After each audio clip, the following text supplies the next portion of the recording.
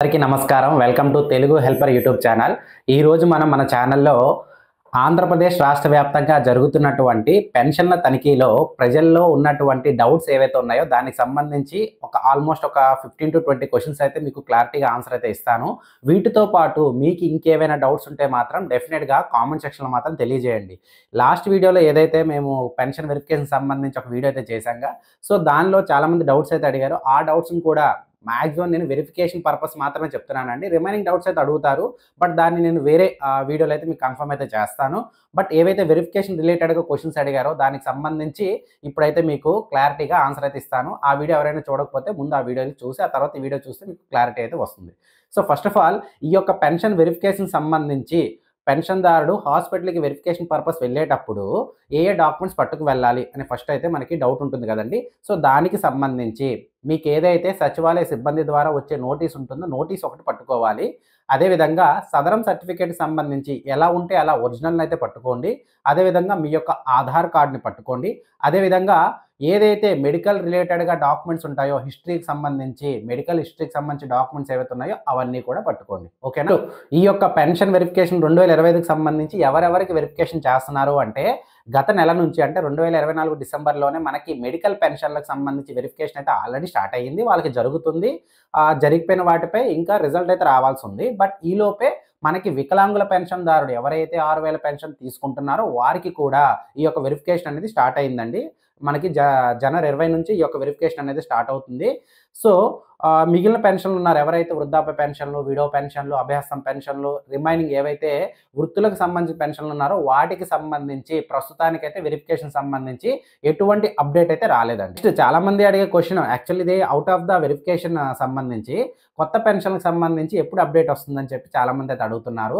ప్రస్తుతానికి ప్రభుత్వం వద్ద నుండి అధికారికంగా కొత్త పెన్షన్లకు సంబంధించి ఎటువంటి ఇన్ఫర్మేషన్ లేదండి. మీరు ఎక్కడ యూట్యూబ్లో కానీ అదర్ ఛానల్స్లో కానీ ఎక్కడైనా సరే కొత్త పెన్షన్ల న్యూస్ అని వింటే మాత్రం అది ఫేక్ అని మాత్రం గుర్తుపెట్టుకోండి. లేదా ఇంకా ఆప్షన్ రాలేదని అయితే చెప్తారు. ఓకేనా? వికలాంగుల పెన్షన్లు ప్రస్తుతానికి సంబంధించి వికలాంగుల పెన్షన్లు ఎవరైతే ఉన్నారో వారికి అసలు వెరిఫికేషన్ అవుతుందా లేదా అని చెప్పేసి ఎలా తెలుస్తుంది అంటే, ఎవరైతే సచివాలయ సిబ్బంది పెన్షన్దారుడు ఏ గ్రామ లేదా వార్డు సచివాలయకు చెంది ఉంటాడో ఆ యొక్క సిబ్బంది ద్వారా ఆ యొక్క పెన్షన్దారునకు, వికలాంగుల పెన్షన్దారునకు మనకి 6 రకాల పెన్షన్లు ఉంటాయి కదండి. అందులో ఆ వికలాంగుల పెన్షన్దారునకు ఆ యొక్క నోటీస్ అయితే ఇవ్వడం జరుగుతుందండి. ఆ నోటీస్ ఎవరైతే అందుకుంటారో, నోటీస్ ఎవరి పేరు మీద వచ్చిందో వారికి మాత్రమే మనకి వెరిఫికేషన్ అయితే జరుగుతుందండి. దారుడు నోటీస్ అందుకోకపోతే ఏమవుతుంది?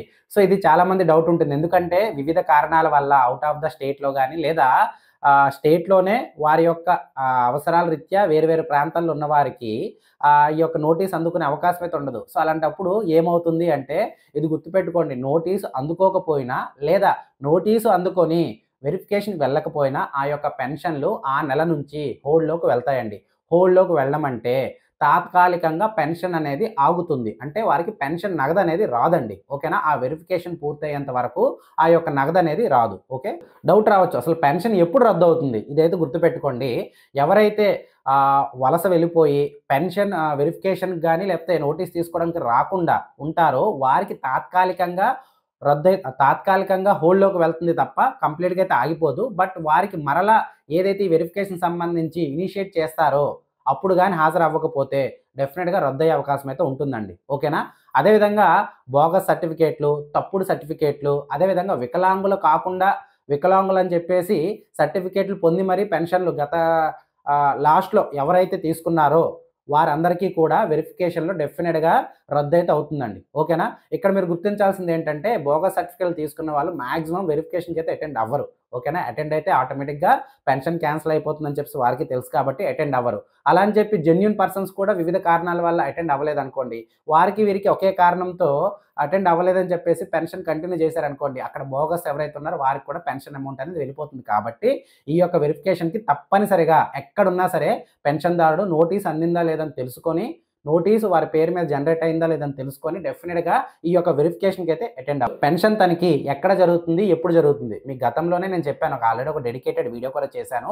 మెడికల్ పెన్షన్దారులకు సంబంధించి ఎవరైతే ఉన్నారో వారికి ఇంటి వద్దనే వెరిఫికేషన్ అనేది జరిగిందండి మెడికల్ టీమ్స్ ద్వారా. అలా కాకుండా వికలాంగుల పెన్షన్దారులకు మాత్రం డెఫినెట్గా వారు ఏదైతే వారి నోటీసులు ఇచ్చినటువంటి హాస్పిటల్కి నోటీసులు ఇచ్చినటువంటి డేట్లో డెఫినెట్గా ఆ తేదీ నాడు ఆ యొక్క హాస్పిటల్కి మీరైతే వెళ్ళాలండి. నేను ముందుగా చెప్పాను కదా ఏ డాక్యుమెంట్స్ కావాలో ఆ డాక్యుమెంట్స్ పట్టుకొని మీరైతే వెళ్ళాల్సి అయితే ఉంటుంది. వికలాంగులకు సంబంధించి ఏ కేటగిరీ వారికి ఇప్పుడు వెరిఫికేషన్ జరుగుతుందంటే మీకు గతంలో నేను వీడియోలో క్లారిటీగా చెప్పాను.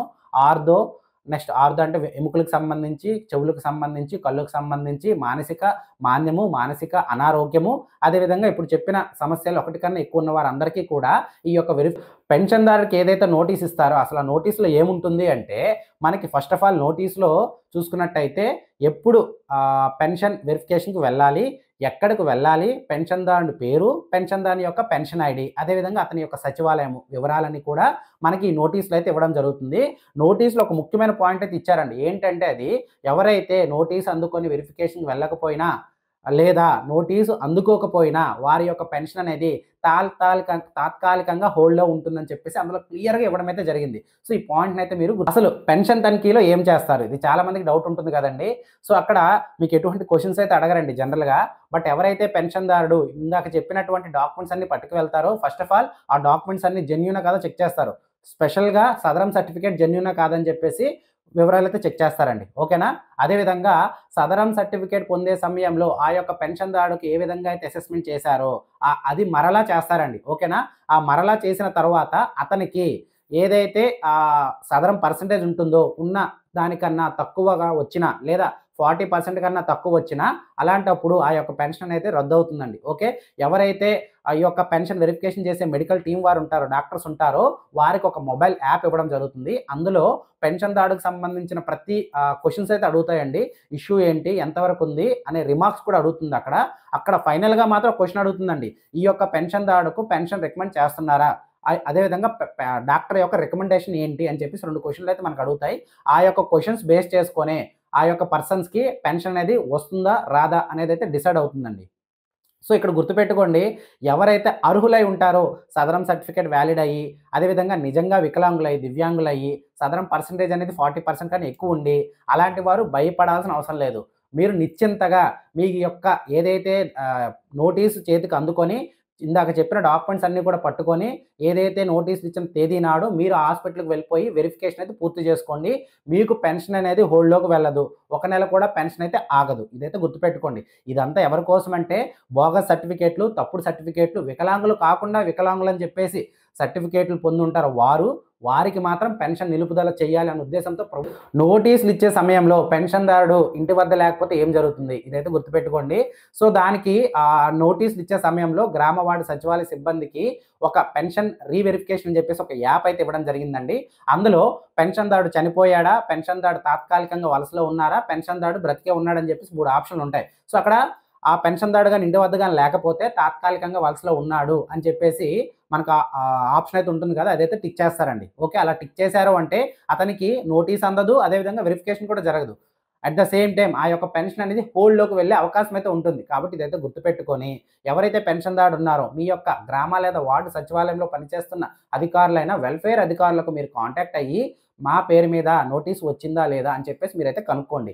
నోటీసు వచ్చింది అంటే మాత్రం అవకాశం ఉన్నంత త్వరగా మీ యొక్క గ్రామ లేదా వార్డు సచివాలయానికి మీ యొక్క ఇంటికి మీరు చేరుకొని ఆ నోటీస్ని అయితే మీరు అందుకోండి. ఓకేనా. మనకి నోటీస్ ఇచ్చే సమయంలో మనకి ఇంకొక ఆప్షన్ కూడా ఉంటుంది. అదే నేను నోటీసు తీసుకోనని చెప్పేసి పెన్షన్దారుడు చెప్తే దానికి తగ్గట్టుగానే అక్కడ రిజెక్ట్ చేశారు నోటీస్ తీసుకోవడానికి చెప్పి ఒక ఆప్షన్ అయితే ఉంటుంది. అది కానీ టిక్ చేశారంటే మాత్రం డెఫినెట్గా ఆ పెన్షన్ అనేది 100% హోల్డ్లోకి వెళ్ళి క్యాన్సిల్ కూడా అయ్యే అవకాశం అయితే ఉందండి.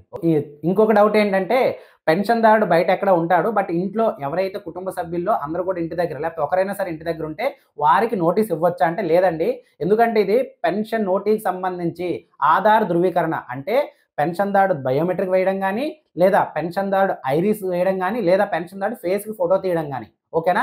ఈ మూడింటి ద్వారా మాత్రమే నోటీసును సచివాలయ సిబ్బంది పెన్షన్దారుడికి ఇవ్వడం జరుగుతుంది. కాబట్టి కుటుంబ సభ్యులు ఎవరు కూడా ఈ నోటీసును తీసుకోవడానికి అవకాశం అయితే లేదు. ఇప్పుడు సదరం సర్టిఫికేట్లో పర్సంటేజ్ అనేది 40 కన్నా ఎక్కువ ఉంటుంది. ఓకేనా. ఎప్పుడో పెన్షన్ తీసుకున్నప్పుడు మాత్రం పర్మనెంట్ డిజబిలిటీ అని చెప్పేసి 40% అని చెప్పేసి సర్టిఫికేట్లు మాత్రం ఉంటుంది. కానీ ఇప్పుడు ప్రస్తుతం మాత్రం అతని యొక్క వికలాంగులకు సంబంధించి ఏదైతే సమస్య ఉందో అది క్లియర్ అయ్యి ఉంటుందండి. ఓకేనా. ఈ యొక్క వెరిఫికేషన్కి అతని పేరు వచ్చింది అనుకోండి, అప్పుడు ఏం జరుగుతుంది, ఆ వెరిఫికేషన్కి వెళ్తే అక్కడ మరలా రీఅసెస్మెంట్ చేస్తారు. కాబట్టి డెఫినెట్గా పర్సంటేజ్ అనేది 40 కన్నా తక్కువే వస్తుంది. గతంలో ఉన్న పర్సంటేజ్ కన్నా తక్కువ వస్తుంది. అలాంటప్పుడు ఆ యొక్క పెన్షన్ అనేది డెఫినెట్గా క్యాన్సిల్ అయితే అవుతుందండి, రద్దు అయితే అవుతుందండి. ఓకేనా. ఎందుకంటే పర్సంటేజ్ అనేది 40 కన్నా తక్కువ ఉండి టెంపరరీ అని వచ్చిందంటే మాత్రం డెఫినెట్‌గా అతను అన్ని పనులు చేసుకోగలరు అనే ప్రభుత్వం అదేవిధంగా మెడికల్ నార్మ్స్ ప్రకారం ఉంది కాబట్టి అతని యొక్క పెన్షన్ అనేది రద్దు. అండ్ ఇంకో డౌట్, ఈ యొక్క పెన్షన్ వెరిఫికేషన్ అనేది వికలాంగులు అందరికీ చేస్తారా లేదా కొందరికి మాత్రమే చేస్తారంటే లేదు, రాష్ట్ర వ్యాప్తంగా ఉన్న అన్ని వికలాంగుల కేటగిరీలో ఉన్న పెన్షన్ అందరికీ కూడా ఈ యొక్క ఇంకో డౌట్ అడిగారు లాస్ట్ వీడియోలోనే.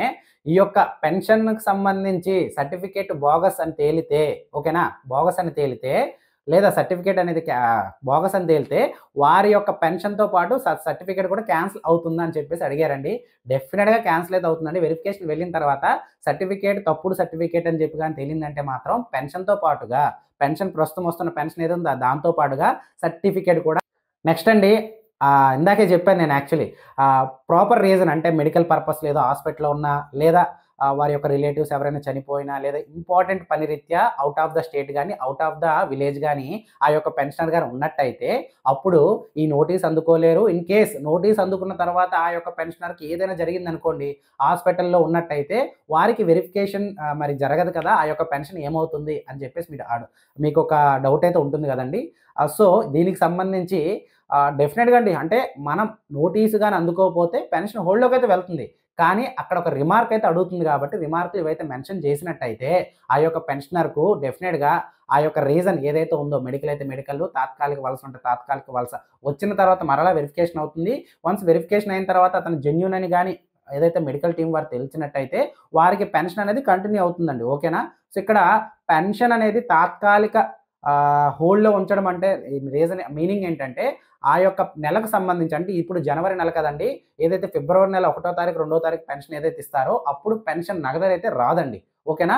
బట్ అలా అని చెప్పి మార్చ్‌లో వస్తుందా అంటే ఆ వెరిఫికేషన్ గాని మీకు ఫిబ్రవరి నెలలో పూర్తయినట్టయితే మార్చి నెల నుంచి మీకు పెన్షన్ అనేది యథావిధిగా కంటిన్యూ అయితే అవుతుంది. ఓకేనా?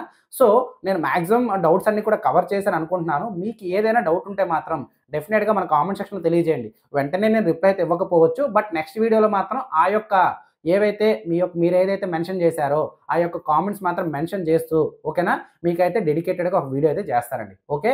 అదేవిధంగా చిన్న చిన్న అప్డేట్స్‌కి నేను ప్రతిదీ కూడా వీడియో రూపంలో చేయలేను కాబట్టి దయచేసి మన యొక్క టెలిగ్రామ్ ఛానల్ తెలుగు హెల్పర్ అని ఉంటుందండి. కింద డిస్క్రిప్షన్‌లో లింక్ అయితే ఇస్తున్నాను. అదేవిధంగా డిస్క్రిప్షన్‌లో తెలుగు హెల్పర్ వాట్సాప్ ఛానల్ కూడా ఇస్తున్నాను. ఎందుకంటే అందరూ టెలిగ్రామ్ వాడరు కదా! సో, వాట్సాప్ కూడా రెగ్యులర్‌గా వాడుతుంటారు కాబట్టి ప్రతి ఒక్కరి మొబైల్‌లో ఉంటుంది కాబట్టి తెలుగు హెల్పర్ వాట్సాప్ ఛానల్ అని కూడా ఉంటుంది. అందులో మీరు జాయిన్ అయినట్టయితే ప్రతి అప్డేట్ కూడా పెన్షన్ వెరిఫికేషన్ సంబంధించి చిన్న చిన్న అప్డేట్స్ కూడా మీకు అందులో పోస్ట్ చేస్తూ ఉంటామండి. ఓకేనా? ఇంతవరకు వీడియో చూసినందుకు